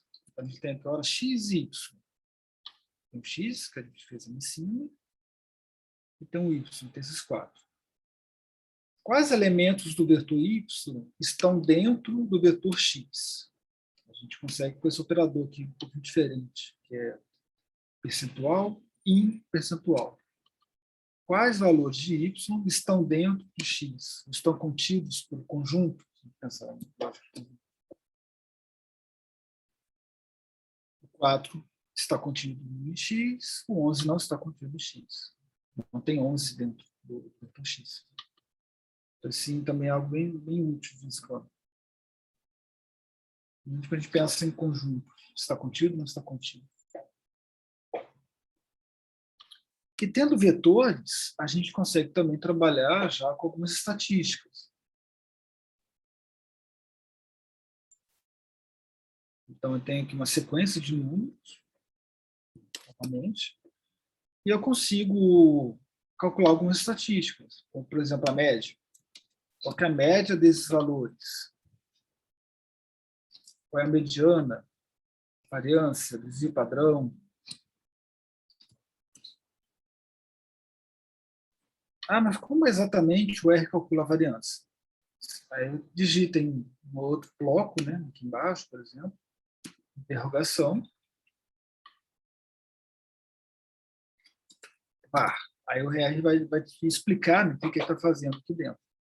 Inclusive, ele vai falar, a função var aceita um vetor de números.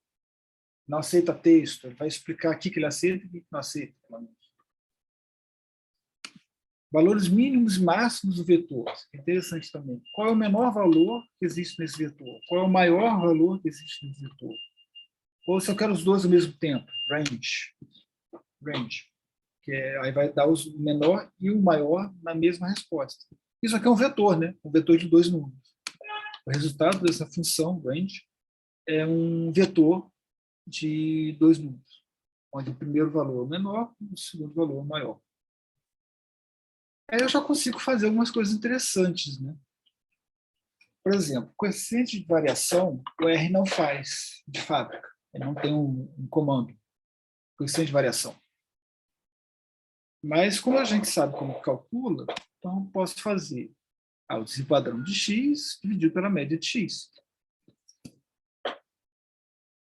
Aí eu agora tenho o coeficiente de variação em si, o vetor x, aquela sequência de números. Quartis, primeiro quartil, mediana, segundo quartil, né? Terceiro quartil. Aí dá aqui. Né? os quartis, né? De um jeito meio esquisito que deu aqui, mas é isso aí.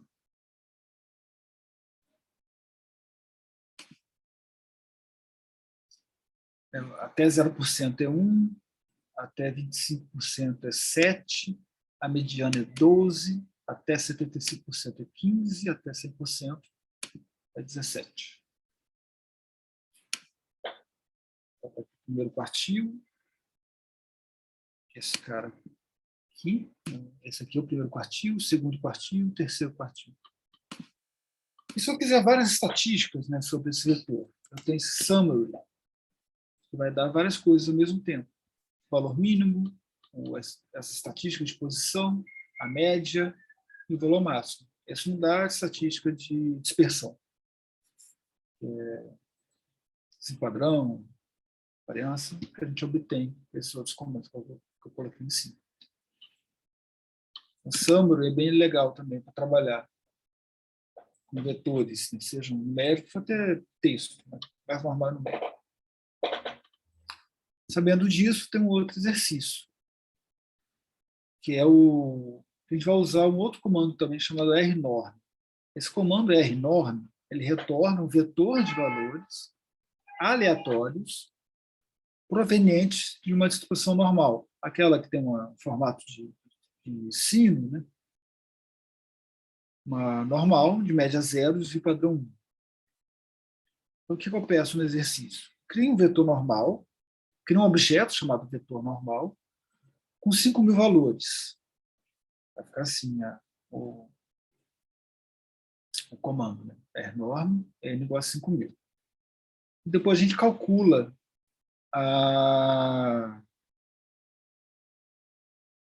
algumas estatísticas, né? Médias, padrão. Aqui eu coloquei histograma, mas não precisam fazer histograma agora, porque vai ter uma aula só sobre gráficos depois. Eu não apresentei ainda no comando de histograma.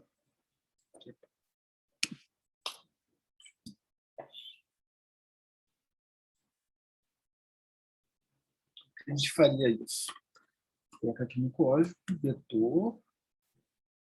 Qual é o nome do meu objeto? Vetor normal. Qual é o comando para obter esse vetor normal? Rnorm. Rnorm. Eu quero quantos valores? 5.000 valores. Aí ele vai criar esse vetor. Vai sortear 5.000 valores na distribuição normal. Vou colocar aqui head, eu falo aqui embaixo, ele vai apresentar para mim os 6 primeiros valores desse vetor. Vou fazer de novo o vetor.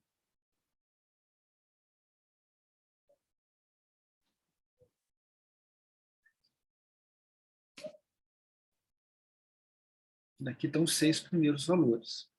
Ah, Rafael, mas eu executei aqui agora, você acabou de fazer, deu diferente.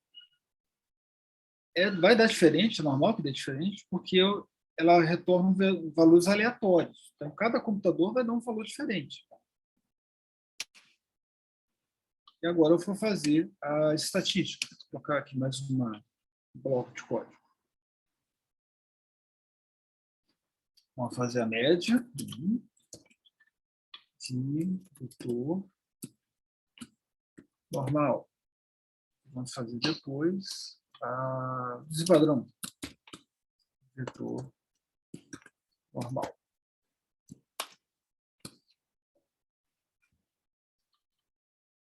O R está pegando os resultados desse vetor, os valores desse vetor, calculou a média e calculou o padrão.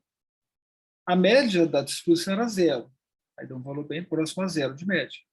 O desvio padrão da distribuição, o parâmetro, né, vamos colocar assim, era 1. Então, a estatística dessa minha amostra deu também algo bem próximo a 1. É o que a gente esperava. E aqui é uma curiosidade só, né? Quem gosta de trabalhar com testes estatísticos, tem um teste de normalidade, por exemplo. Shapiro teste de Shapiro.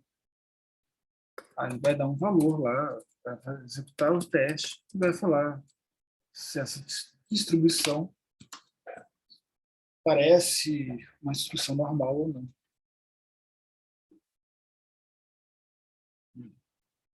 Eu fiz 50 mil. 50 mil, puxar tudo, não dá conta. Tem que ser até 5 mil.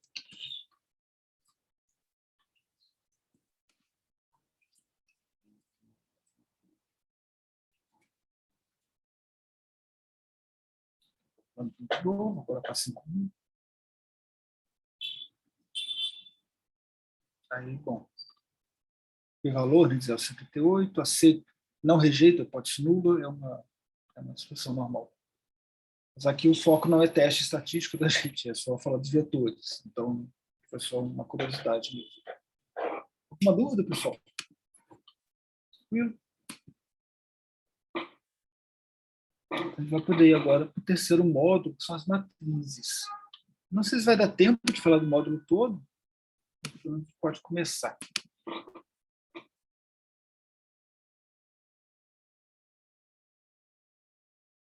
Acabou que aquele probleminha lá no Classroom tomou um pouco do tempo da aula. A gente consegue, sem problemas, terminar o conteúdo de uma aula na outra e adequar tudo.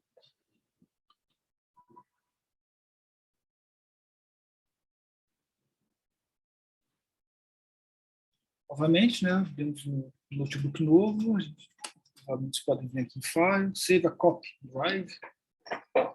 Vocês têm a cópia de vocês. E aqui a gente vai explorar uma série de opções com matrizes. Várias opções, várias possibilidades. Então, primeiro a gente fala um pouco, né, isso que vocês podem ler com mais calma depois, o que é uma matriz. É algo bem parecido com o que a gente viu em matemática. Quem já estudou álgebra linear deve se lembrar. Espero que tenham boas lembranças de álgebra linear, não sejam lembranças ruins. A matriz dando R é a mesma coisa que a gente tem na álgebra linear, na matemática.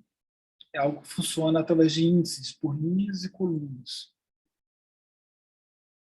E é uma coleção, então, de elementos organizados entre linhas e colunas que segue o mesmo tipo de dado, seja numérico, arbitário ou lógico. É falso, verdadeiro.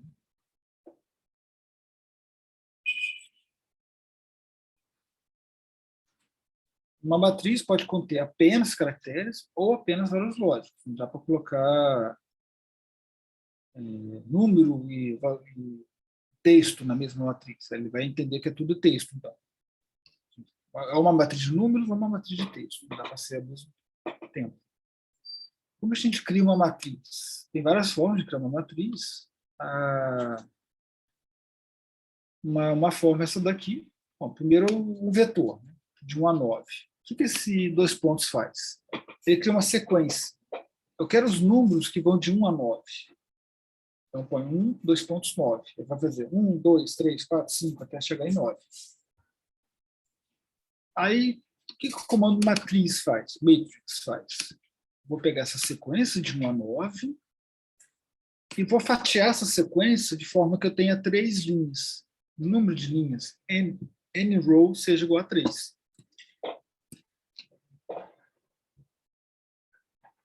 Então, quem criou esse notebook foi a Rebeca, que está dizendo isso aqui para mim. Eu confio na Rebeca, então não tem problema, pode executar. Obrigada, Rafael.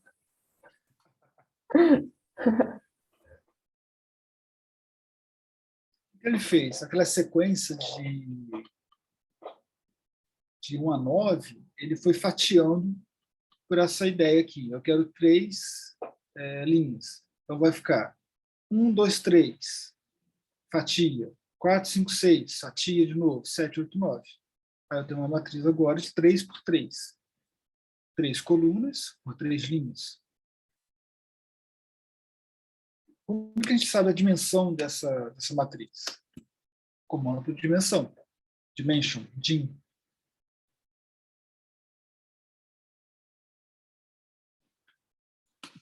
A classe dessa matriz. Isso aqui é uma matriz mesmo? Será que não é um vetor? Eu peço classe. Matriz. Tá certo, uma matriz mesmo. E dentro da matriz, a gente tem arrays, um vetor de valores. Então, é isso mesmo. 3 linhas, 3 colunas. E aqui eu tenho como a gente cria uma matriz. Pode ir até essa daqui, até a sua vez. Isso.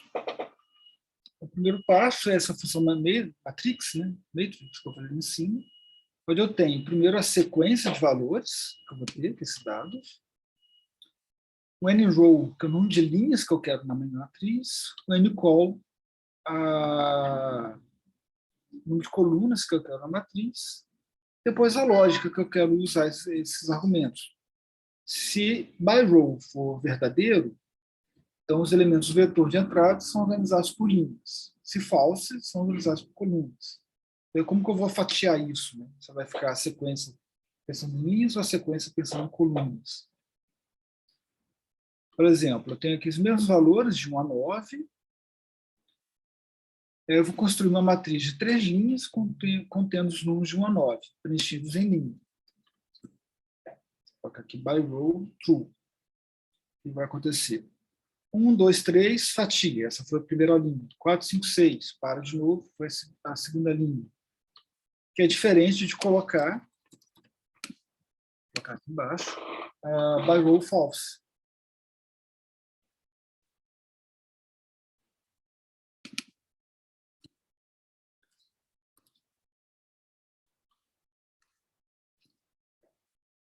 Vai entender? Não, agora eu vou fazer por colunas. Né? Os 3 primeiros valores, formam uma coluna. Depois mais 3 valores, outra coluna. E assim vai. Um exercício aqui para te pensar. Crie uma matriz com 100 elementos numéricos em sequência de 1 a 100. Nossa matriz precisa ter 10 linhas e 10 colunas. A gente pode tentar fazer isso sozinho, e aqui já tem a resolução. Depois vocês verem. Então, a gente podia parar por aqui. Eu vou sugerir, então, para vocês tentarem fazer esse exercício. Depois corrijam, né, com a resolução que está aqui dentro. Quem não entendeu o que está aqui dentro, ou tiver alguma dúvida, manda uma dúvida para a gente no Classroom. A gente tem são 11h56. Vou deixar esses minutos finais aqui para a aula para dúvidas gerais. Se alguém não entendeu alguma coisa que a gente já viu da introdução ou dos vetores. Essa aula de matrizes a gente continua na semana que vem. Isso, aí semana que vem a gente continua essa aula de matriz. A gente continua ela. Tentem ir até esse exercício, né? De uma matriz com os elementos. E se a gente tiver dúvida, a gente responde pelo Classroom ou no começo da aula, na próxima aula. Tem alguma dúvida, pessoal? Tá dando para acompanhar? Estou muito rápido, estou muito devagar. Talvez esteja devagar demais. Rafael, eu tenho uma dúvida. Oi. Ali, na primeira vez que você mostrou o vetor, você puxou um int vector, e eu não entendi para que foi aquilo. Deixa eu colocar aqui de novo. Foi na primeira vez que você mostrou o vetor. Desculpa, a matriz. É na da matriz, né?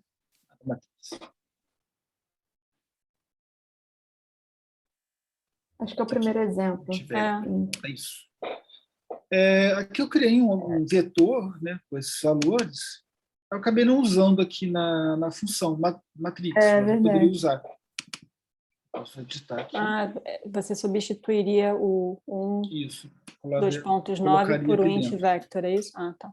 Isso. Tá bom. Obrigada.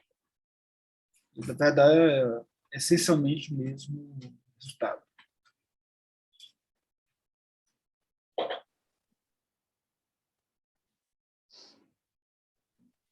Essa foi mais para lembrar que esse 1 até 9 é um vetor, né?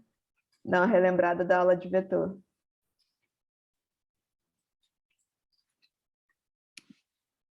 Só poderia colocar aqui dentro. Sim, pode colocar aí. Eu não perguntei no começo da aula Quem de vocês já tinha usado o R antes, ou é a primeira vez? Não sei se a gente está indo muito no começo, mas mesmo que vocês já tenham visto o R antes, é importante a gente lembrar esses